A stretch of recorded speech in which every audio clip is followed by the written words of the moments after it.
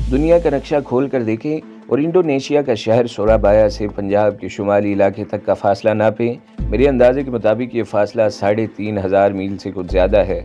Indonesia तो कुर्रा अर्ज़ की दूसरी तरफ वाक़ है, लेकिन जब मैं उस इंडोनेशी के घर में जा बैठा था जहां आशिक अली से मुलाकात हुई थी, तो यूं लगा जैसे मेरे और इस इंडोनेशी के दरमियान बाल बराबर भी फासला नहीं, फासले दिलों के पैमाने से नापे जाते हैं। मैं जब अंग्रेज़ों को, अमरीकियों और विलनेजरियों को, अपने साथी हिंदुओं और सिखों को देखा करता था तो साफ मालूम होता था कि मेरे और इनके दरमियान बड़ी लंबी और कठिन मुसाफित हाइल है। हमारे रास्ते जुदा और मंजिलें जुदा थीं, लेकिन इस इंडोनेशी के घर बैठकर, जिसका नाम उस्मान था, मुझे यूं रूहानी सुकून महसूस हुआ जैसे मैं अपने घर पहुंच गया हूं। ये कैसा रिश्ता था जो अज खुद ही मेरे सीने से एक शदीद एहसास बनकर उभर आया था। मेरी इस दास्तान या सफ़रनामे का पिछला बाब सुने कि मैं किस तरह इस अधेड़ उम्र इंडोनेशी मुजाहिद उस्मान के घर पहुंचा था। आपको एक मस्जिद का जिक्र मिलेगा जिसमें एक इंडोनेशी के पास मैं जा बैठा था और वो इंडोनेशी तिलावत कुरान कर रहा था। ये था वो रिश्ता जिसने मेरे और उस्मान के दरमियान अजनबियत ही पैदा न होने दी। मस्जिद और कुरान, ये था इस्लाम का रिश्ता जो दो मुसलमानों के दरमियान फासला पैदा होने ही नहीं देता था। फिर एक रिश्ता जिहाद के जज्बे ने पैदा कर दिया था जो और ही ज़्यादा मजबूत था। इसे खून का रिश्ता कहना चाहिए। दो मुजाहिदीन जब कंधे से कंधा मिलाकर कुफ़ार के ख़िलाफ़ मैदान जंग में लड़ते हैं, ज़ख्मी होते हैं, गिरते और इकट्ठे शहीद होते हैं, तो इनके जिस्मों से बहता हुआ खून एक हो जाता है। ये है अख़ुवत और इत्तेहाद मुस्लिमीन। आज पाकिस्तान में ख़ुसूसन और आम तौर पर सारी दुनिया में मुसलमानों को ज़लील व ख्वार करने के लिए अहले सलीब और यहूदी जो हरबे आज़मा रहे हैं, ज़रा इन पर गौर करें। कहीं मुसलमानों को कत्ल व गारत गिरी से ख़त्म किया जा रहा है और कहीं माली इमदाद और कहीं कर्ज़ों के ज़रिए मुसलमानों को मफलूज करके इनका दीनो ईमान ख़रीदा जा रहा है। अहले सलीब सिर्फ़ इसलिए कामयाब हैं कि हम में इस्लाम का बुनियादी असूल अख़ुवत और इत्तेहाद नापैद हो चुका है। मैं बड़ी शिद्दत से महसूस करता हूँ कि मेरी ये दास्तान दरअसल इस्लामी अख़ुवत और इत्तेहाद की और जिहाद की रोयदाद है। इंडोनेशी मुसलमानों ने इसी असूल को सीने से लगाया और मैं भी इसी असूल को अपनी रूह में बेदार करके वहाँ पहुँचा था। यहाँ मैं एक बार फिर कह देता हूँ कि मैं अपने आप को एक हीरो के तौर पर पेश नहीं कर रहा। वहाँ तो बेशुमार हीरो गए थे, ये सब इंडियन आर्मी के मुसलमान फ़ौजी थे। मैं आपको ऐसे वाक़यात सुनाऊँगा जिससे साफ पता चलता है कि अल्लाह तबारक व तआला की मदद किस तरह मुजाहिदीन को मिलती थी। बाज़ वाक़यात में तो मौज़े हुए थे।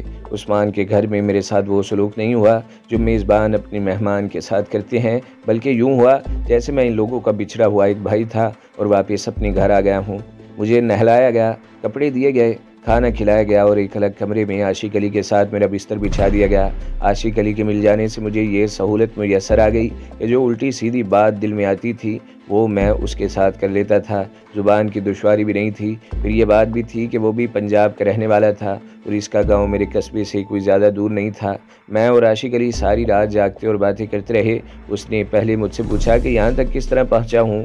ये तो मैं उस्मान को सुना चुका था और आशिक अली ने भी सुन लिया था, लेकिन वो इससे पहले की बातें पूछ रहा था। मैं बेताब था कि वो अपनी सुनाए कि वो किस तरह यहाँ पहुँचा। वो इसने पूरी तफसील से सुनाया। ये है वो कहानी जो मैं आप तक भी पूरी तफसील से पहुँचाना चाहता हूँ। इसमें आपको कुछ अल्लाह की मदद के रंग भी मिलेंगे। पिछला बाब एक बार फिर सुन लें, आपको याद आएगा कि आशिक अली कहाँ से लापता हुआ था। अब मैं आशिक अली के साथ इसका हवालदारी ओहदा नहीं लिखूंगा, क्योंकि अब वो इंडियन आर्मी का फ़ौजी नहीं बल्कि इंडोनेशिया की जंग आज़ादी का मुजाहिद था। मुख्तसरन बात यूँ हुई थी कि वो पूरे ब्रिगेड का ऑपरेशन था जिसमें हमारी बटालियन भी शामिल हुई थी। आशिक की कंपनी का एरिया बड़ी दुश्वार गुजार ज़मीन थी। वहाँ टेकरियाँ भी थीं और पेड़ पौधों का घना जंगल भी था और छोटे बड़े खड्ड भी और ऊंची घास भी। आशिक अली अपने कंपनी कमांडर अंग्रेज़ मेजर के साथ कंपनी की एक प्लाटून पोजीशनों की तरफ गया था। वो प्लाटून कंपनी से कुछ ज़्यादा ही अलग थलग और थोड़ी दूर पोजीशन में पहुँच गई थी कि अचानक तीन अतराफ से उस पर राइफलों टॉमी गन्नों का और एक या दो मशीन गन्नों का फायर इस तरह आने लगा जैसे अचानक मूसलाधार मींह बरस पड़ा हो। इस प्लाटून को और आगे जाना था। इसकी नफरी 30-35 के दरमियान थी। दरअसल हुआ ये था कि प्लाटून इंडोनेशी गोरिल्लों की घात में आ गई थी। मैंने पिछले बाब में लिखा है कि इंडोनेशी गोरिल्लों को पता नहीं चल सका था कि ये प्लाटून मुसलमानों की है, वरना इस पर वो एक भी फायर न करते। प्लाटून का हर जवान आड़ में था, इसलिए गोरिल्लों को ये जवान नज़र नहीं आते थे। इन्हें सिर्फ ये मालूम था कि कुछ नफरी इंडियन आर्मी की इस इलाके में आ गई है और गोरिल्लों ने इन पर फायर खोल दिया। आशिक अली को अपने कंपनी कमांडर के साथ रहना था। कंपनी कमांडर के साथ वायरलेस ऑपरेटर भी था। फायर ऐसा अचानक और इतना ज़्यादा था कि नफसा नफसी का माहौल बन गया और आशिक अली एक खड्ड में कूद गया। इसने ये न देखा कि कंपनी कमांडर और वायरलेस ऑपरेटर इधर निकल गए हैं। जिस खड्ड में आशिक अली उतरा था, इसमें 3-4 जवान बैठ सकते थे। ये इतना ही बड़ा था कि बैठकर सर भी छुपाया जा सकता था। इसके किनारों पर झाड़ियाँ थी और घास भी थी। इनकी वजह से खड्ड में बैठा हुआ आदमी नज़र नहीं आता था। आशिक अली को बड़ी अच्छी और महफूज पनाह मिल गई थी। गोलियां इसके सर के ऊपर से गुजर रही थीं और वो गोलियों के धमाके नहीं बल्कि अपने ऊपर गुजरती गोलियों की सीटियां भी सुन रहा था। ज़्यादा फायर तो आशिक अली की कंपनी की तरफ से हो रहा था। इंडोनेशी गोरिल्ले तो सोच समझकर और अपना हदफ देखकर फायर करते थे, लेकिन उस रोज़ इन्हें कहीं से मशीन गन मिल गई थी और वो फौजियों की तरफ ब्रेस्ट फायर कर रहे थे।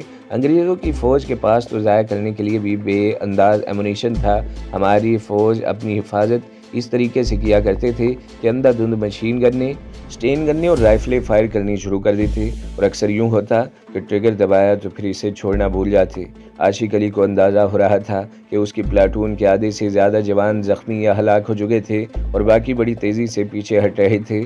उसका अंदाज़ा गलत नहीं था, जिसका एक सबूत ये था कि जिस खड्ड में वो छुपा हुआ था, इसके बिल्कुल करीब से एक इंडोनेशी दौड़ता हुआ गुजरा। वो इस तरफ जा रहा था जिस तरफ आशिक अली की प्लाटून पसपा यानी रिट्रेट हो रही थी। थोड़ी देर बाद एक और इंडोनेशी गोरिल्ला इस खड्ड से इस तरह गुजरा कि वो खड्ड में गिरा नहीं बल्कि इसके ऊपर से कूद गया। इसे पता ही नहीं चला कि खड्ड में एक फौजी छुपा बैठा है। मैदान जंग की सूरत ये थी कि आशिक अली की प्लाटून ही नहीं बल्कि पूरी कंपनी बड़ी तेज़ी से पीछे हट रही थी और इंडोनेशी गोरिल्ले इसके ताक़ुब में जा रहे थे।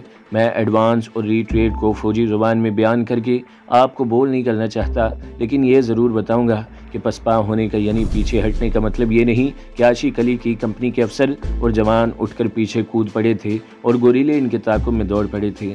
तरीका ये होता है कि जवान एक पोजीशन और आड़ से सिरक कर पीछे हटते या दौड़ते एक और आड़ में जा पोजीशन लेते और फायर करते हैं। इस तरह कंपनी या नफरी पीछे हटती जाती है और दुश्मन आगे बढ़ने की जुर्रत कम ही करता है, लेकिन दुश्मन भी पोजीशनें बदल बदल कर पसपा होने वालों का ताक़ुब करता है। वो चूँकि गोरिल्ले थे इसलिए वो बड़ी दलेरी से दौड़ते और कहीं पोजीशन लेते पसपा होने वालों पर फायर कर रहे थे।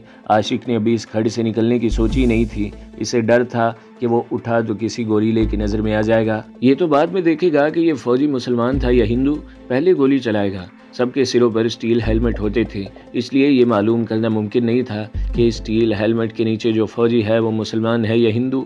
कुछ देर बाद फिर 2 इंडोनेशी गोरिल्ले आशिक अली वाली खड्ड के किनारे से दौड़ते गुजर गए। अब वो आगे को नहीं बल्कि पीछे जा रहे थे।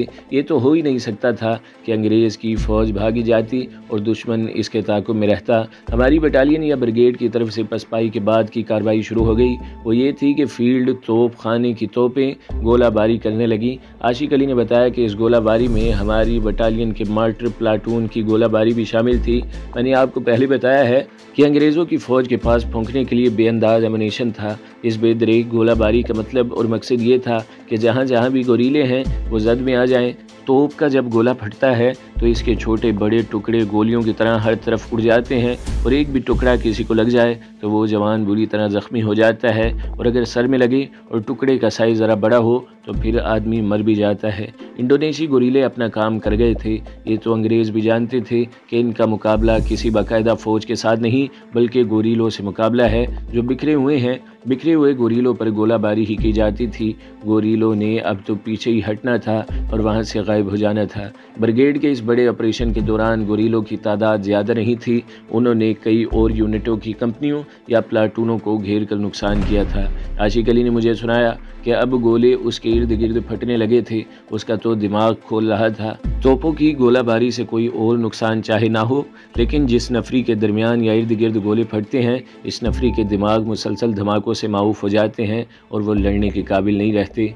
یہی وجہ ہے کہ جہاں دشمن کے مورچوں پر حملہ کرنا ہوتا ہے اس سے پہلے وہاں بے انداز گولہ باری کی جاتی ہے۔ عاشق کی باتوں سے میں نے یہ اندازہ لگایا کہ پہلے گولہ باری خاصی آگے کی جا رہی تھی اور پھر گولے پیچھے آ کر پھٹنے لگے۔ عاشق علی نے یہ تو ارادہ کر ہی رکھا تھا کہ جب بھی اسے موقع ملا وہ ادھر سے بھاگ کر انڈونیشی گوریلوں کے پاس چلا جائے گا۔ اب اسے وہ موقع مل گیا تھا، لیکن وہ اس ڈر سے کھڈ میں ہی بیٹھا رہا کہ باہر نکلا تو گولہ باری میں مارا جائے گا، اور یہ بھی ہو سکتا ہے کہ دور سے کوئی گوریلا اسے دیکھ لے اور گولی مار دے۔ یہ سوچ کر وہ وہیں دبکا رہا۔ گولے زناٹوں سے اس کے اوپر سے گزرتے جا رہے تھے اور اب وہ دھماکوں کی لپیٹ میں آ گیا تھا۔ عاشق علی کے کھڈ کے بالکل قریب ایک ایسا زبردست دھماکہ ہوا جیسے ہی زمین پھٹ گئی ہو۔ اس کے ساتھ ہی عاشق علی کو ایک کربناک آواز سنائی دی جو چیخ نما تھی۔ اس کے فوراً بعد ایک انڈونیشی گوریلا کھڈ میں آ پڑا۔ دھماکہ اتنا زوردار تھا کہ عاشق علی کے کانوں میں سیٹیاں بجنے لگیں۔ گوریلا کھڈ میں گرا تو عاشق علی کچھ گھبرا سا گیا۔ گوریلا پیٹ کے بل گرا تھا۔ وہ فوراً ہی سیدھا نہ ہوا بلکہ آہستہ آہستہ اٹھنے اور سیدھا ہونے کی کوشش کرنے لگا۔ عاشق علی کے پاس ٹین گن تھی جس میں میگزین لگی ہوئی تھی۔ وہ اس گوریلے کو سیدھا ہونے سے پہلے مار سکتا تھا، لیکن اس نے ایسا سوچا ہی نہیں۔ گوریلے کے پاؤں عاشق علی کو لگ رہے تھے کیونکہ کھڈ اتنا ہی چوڑا تھا، اس میں صرف بیٹھا جا سکتا تھا، کوئی دوسرا آدمی لیٹ نہیں سکتا تھا۔ وہ گوریلا جب سیدھا ہوا تو عاشق علی نے دیکھا کہ وہ بڑا خوبصورت اور نوعمر لڑکا تھا۔ اس نے سر پر ایک رومال لپیٹ رکھا تھا اور اس رومال کو سر پر ہی رکھنے کے لیے ایک بیلٹ یا پٹی سے باندھ رکھی تھی۔ جو ہی گوریلے نے عاشق علی کو دیکھا اس نے اپنی ٹامی گن جو اس کے قریب گری ہوئی تھی اٹھا لی اور اس کے چہرے کا رنگ بدل گیا۔ یہ غصے اور دشمنی کا رنگ تھا۔ اس نے بڑی تیزی سے ٹامی گن عاشق علی کی طرف سیدھی کی، لیکن عاشق علی نے اپنی سٹین گن اس کی طرف نہ کی بلکہ دونوں ہاتھ اس کی طرف کر دیے۔ مسلم مسلم! عاشق علی نے اپنا ایک ہاتھ اپنے سینے پر رکھ کر کہا، مردے کا مسلم سما سما۔ یہ تو اس انڈونیشی نوعمر گوریلے نے دیکھ لیا تھا کہ وہ پیٹ کے بل گرا تھا، اور اگر یہ ہندوستانی فوجی مسلمان نہ ہوتا تو اسے سیدھا ہونے سے پہلے ہی سٹین گن کے ایک بریسٹ سے ختم کر دیتا۔ اس نے یہ بھی کہا، مسلم ہاں ہاں مسلم۔ اس وقت عاشق علی نے دیکھا کہ اس گوریلے کی پتلون گھٹنے سے پھٹ گئی تھی اور وہاں سے خون ابل رہا تھا۔ عاشق علی نے پریشان سا ہو کر سٹین گن الگ پھینکی اور اس کے زخم کو دیکھنے لگا۔ گوریلے نے پتلون اوپر کی تو زخم صاف نظر آنے لگا۔ جو گولا قریب پھٹا تھا اس کا ایک بڑا ٹکڑا اس گوریلے کی ٹانگ میں لگا اور خاصا بڑا زخم کر گیا تھا۔ یہ زخم گھٹنے سے ذرا اوپر تھا، خون بہت ہی زیادہ نکل رہا تھا۔ عاشق علی نے اپنے جھولے سے فیلڈ پٹی نکالی اور بڑی تیزی سے اسے کھولا۔ فوجیوں کے پاس جو فیلڈ پٹی ہوتی ہے وہ خاصی زیادہ چوڑی اور لمبی ہوتی ہے اور اس میں روئی کا ایک پیڈ بھی بنا ہوا ہوتا ہے۔ عاشق علی نے وہ پیڈ انڈونیشی لڑکے کے زخم پر رکھا۔ اس پیڈ پر دوائی بھی لگی ہوئی تھی جس کا رنگ پیلا ہے۔ عاشق علی نے پیڈ زخم پر رکھا اور پٹی کس کر لپیٹ دی اور پھر اسے گانٹھ دے دی۔ اس کو ضرب ضرور پہنچی ہوگی کیونکہ ٹانگ کے اس مقام پر گوشت کم ہوتا ہے اور ہڈی باہر نکلی ہوتی ہے۔ زخم بہت ہی بڑا تھا، یوں لگتا تھا جیسے کسی درندے نے منہ ڈال کر وہاں سے بوٹی ہی نکال لی ہو۔ گوریلے کا رنگ زرد ہو گیا تھا اور وہ بہت ہی درد محسوس کر رہا تھا۔ گولے کے ٹکڑے بہت ہی گرم ہوتے ہیں، ان ٹکڑوں کے ساتھ جلے ہوئے بارود کا دھواں یہ اثر بھی ہوتا ہے جو زخم کو خراب بھی کرتا ہے اور درد میں اضافہ بھی کرتا ہے۔ انڈونیشی گوریلے نے دیکھا پٹی تو بند گئی ہے لیکن خون شاید بند نہ ہو اور یہ پٹی کافی نہیں ہوگی۔ اس نے اپنے سر پر بندھا ہوا رومال، وہ بڑا رومال اتارا اور اسے طے کر کے پٹی کی جگہ لپیٹ کر اچھی طرح باندھ دیا۔ پہلے تو عاشق علی دیکھتا رہا کہ یہ نوجوان گوریلا کیسی دانشمندی سے زخم اور پٹی پر رومال باندھ رہا تھا، لیکن جب رومال بن چکا تو اس نے دیکھا کہ اس گوریلے کے سر کے بال خاصے لمبے تھے جو اس نے لپیٹ کر اوپر کر رکھے تھے اور اس پر رومال باندھ کر ڈھک دیا گیا۔ اب یہ بال آزاد ہو کر نیچے گرے تو اس کے شانوں سے بھی نیچے چلے گئے۔ یہ بال کسی مرد کے نہیں بلکہ عورت کے تھے۔ عاشق نے بے ساختہ اس کے سر کو دونوں ہاتھوں میں لے لیا اور اس کا چہرہ اوپر اٹھایا۔ گوریلا ابھی اپنے زخم کو دیکھ رہا تھا۔ اس کا سر اوپر اٹھا تو عاشق علی کو یقین آیا کہ یہ لڑکا نہیں لڑکی ہے۔ اس لڑکی کی عمر 17 یا زیادہ سے زیادہ 18 سال تھی۔ عاشق علی کو خیال آیا کہ یہ لڑکی اس غلط فہمی میں نہ آ جائے کہ میں اس کے ساتھ کوئی بدسلوکی کروں گا۔ بہن! عاشق علی نے اس کے سر پر ہاتھ رکھا اور پھر دوسرا ہاتھ اپنے سینے پر رکھ کر کہا، بھائی سسٹر مائی سسٹر۔ عاشق علی کو معلوم نہیں تھا کہ اس کی زبان میں بہن بھائی کو کیا کہتے ہیں۔ لڑکی مسکرائی اور اس نے اوپر نیچے سر ہلایا جیسے وہ سمجھ گئی ہو کہ عاشق علی کی نیت خراب نہیں اور وہ اسے بہن سمجھتا ہے۔ عاشق علی نے مجھے سنایا کہ اس پر کوئی ایسا پاکیزہ تاثر طاری ہو گیا تھا کہ اسے شک ہوا کہ لڑکی ابھی تک اس کی نیت کو نہیں سمجھی۔ اس نے انگلی آسمان کی طرف کر کے کہا، اللہ۔ پھر اس نے اپنے سینے پر ہاتھ رکھا اور پھر کہا، اللہ عاشق علی علی علی۔ آمنہ لڑکی نے اپنے سینے پر آہستہ آہستہ ہاتھ مار کر کہا، پھر وہی ہاتھ عاشق علی کے سر پر ہاتھ رکھ کر کہا، علی علی۔ لڑکی نے ایک بار پھر مسکرا کر اپنا سر اوپر نیچے ہلایا، لیکن فوراً ہی اس کی مسکراہٹ غائب ہو گئی اور چہرے پر شدید درد کا تاثر آ گیا۔ اس نے اپنے زخم پر ہاتھ رکھ لیا۔ لڑکی نے ہاتھوں کے اشارے سے بتایا کہ وہ جا رہی تھی۔ وہ اپنی ٹامی گن لے کر اٹھنے لگی تو عاشق علی نے اس کا بازو پکڑ کر بٹھا دیا اور ہاتھ اوپر کر کے ہلایا، جس کا مطلب یہ تھا کہ ابھی گولہ باری ہو رہی ہے اور وہ باہر نہ نکلے۔ لڑکی بیٹھ گئی اور اس نے اپنے بائیں پاؤں پر ہاتھ پھیرا اور عاشق علی کی طرف دیکھا۔ اس نے کچھ اشارہ بھی کیا جس کا مطلب عاشق علی نہ سمجھ سکا۔ لڑکی نے فلیٹ شوز پہن رکھے تھے۔ عاشق علی نے اپنے تاثرات سناتے ہوئے کہا کہ وہ کچھ دیر تو اس لڑکی کی طرف ہی دیکھتا اور حیران ہوتا رہا کہ ایسی نو عمر اور خوبصورت لڑکی کس طرح مردوں کے دوش بدوش انگریزوں اور امریکیوں جیسی جنگی طاقت کے خلاف لڑ رہی ہے۔ لڑکی کا رنگ سفیدی مائل پیلا تھا اور اس میں ہلکی ہلکی سرخی تھی جو اس جنگل اور جنگ میں بھاگنے دوڑنے سے چہرے پر آ گئی تھی۔ عاشق علی نے کہا کہ فوجی کسی برائے نام عورت کو بھی دیکھ لیں تو احمقوں کی طرح اسے دیکھتے ہی رہتے ہیں اور ان کی چہروں سے پتہ چلتا ہے کہ وہ کیا سوچ رہے ہیں اور ان کی نیت کیا ہے۔ لیکن عاشق علی جوں اس لڑکی کو دیکھتا تھا اس کے دل میں پاکیزگی اور تقدس کا تاثر بڑھتا ہی جا رہا تھا۔ گولہ باری یکلخت بند ہو گئی اور جنگل پر گہرا سکوت طاری ہو گیا۔ یوں معلوم ہوتا تھا جیسے یہ جنگل نہ جانے کب سے ایسے ہی خاموش چلا آ رہا ہے اور یہاں کبھی کوئی ہنگامہ نہیں ہوا۔ لیکن آمنہ اور عاشق علی کے لیے بہت کچھ ہو گیا تھا۔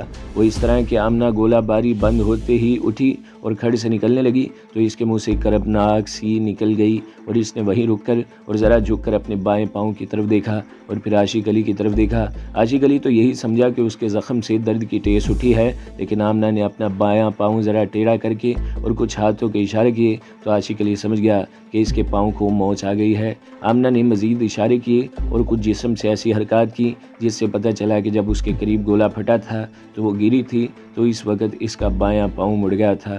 گرتے وقت جسم کا بوجھ بھی اس پاؤں پر پڑا تھا۔ اب آمنہ کی معذوری یہ تھی کہ دائیں ٹانگ میں اتنا بڑا زخم تھا اور بائیں ٹانگ پاؤں کی موچ کی وجہ سے معذور ہو گئی تھی۔ اس کا وہاں سے نکل جانا بھی بہت ہی ضروری تھا۔ عاشق جانتا تھا کہ اب اس کی اپنی کمپنی یا 2-3 کمپنیاں آگے آئیں گی اور اپنی لاشوں اور زخمیوں کو اٹھا کر پیچھے لے جائیں گی۔ آمنہ کو اس سے پہلے وہاں سے غائب ہو جانا چاہیے تھا، لیکن اس کا بایاں پاؤں جسم کا وزن اٹھا ہی نہیں رہا تھا۔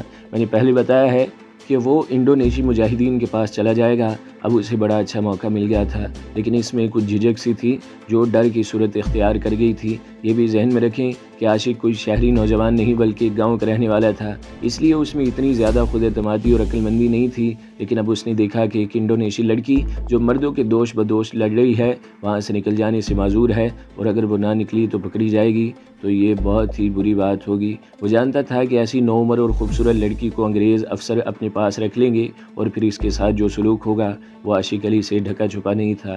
یہ سوچ کر عاشق علی کے خون میں جوش آ گیا اور وہ اپنی اسٹین گن اور آمنہ کی ٹامی گن اٹھا کر کھڑ سے نکلا اور دونوں گنیں الگ رکھ کر کھڑ کے کنارے دوزانو ہو کر آمنہ کی بغلوں میں ہاتھ رکھے اور اسے اوپر کھینچ لیا۔ اسٹین گن کے ساتھ سلنگ لگا ہوا تھا۔ عاشق نے سلنگ کاندھے میں ڈال لیا اور ٹامی گن جو بغیر سلنگ کے تھی اسے ہاتھ میں پکڑ لیا۔ تو دوستو، اگلی قسط سننے کے لیے ہمارے چینل کو ضرور سبسکرائب کریں، ویڈیو کو لائک کریں اور بیل کے آئیکن پر بھی کلک کر دیں تاکہ ہر جو آنے والی ویڈیوز ہیں وہ آپ کو سب سے پہلے ملتی رہیں۔